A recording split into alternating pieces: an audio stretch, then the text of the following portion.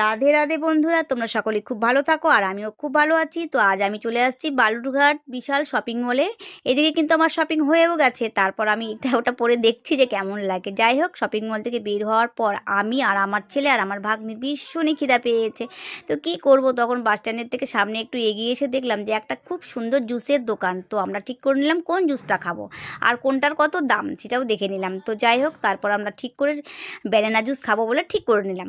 এদিকে আমার ছেলে খাবে না ব্যানানা জুস, ও একটা অন্য জুস খাচ্ছে। এবার আমাদের জন্য ব্যানানা জুস বানানো হচ্ছে। তো যাই হোক, আমি কিন্তু এদিকে অরেঞ্জ জুস, ম্যাঙ্গো জুস খেয়েছি, ব্যানানা জুসটা প্রথম খাচ্ছি, জানি না কেমন লাগবে। তো অনেক কিছু দিয়ে বানানো হচ্ছে জুসটা, দেখেও খুব ভালো লাগছে। আর আমি ভাবলাম যে এই ব্যানানা জুসটা খেলে আমাদের অনেকটা পেটটাও ভরে যাবে কিন্তু, কারণ আমাদের ভীষণই খিদা পেয়েছে। এদিকে একাদশীর দিন তো চা বিস্কুট কিছুই খাওয়া হয় না, তোমরা সকলেই জানো। তারপর আমাদের জন্য জুস বানিয়ে দিল এক গ্লাস ভর্তি করে। ব্যাস, এই এক গ্লাস খেলে আমরা কিছুটা সময় পেটটা আমাদের ভরে থাকবে। তো যাই হোক, খেলাম, খেয়ে আমার কিন্তু ভীষণই ভালো লাগলো। এক গ্লাস খেয়ে নিলাম, আমার পেটটাও ভরে গেল।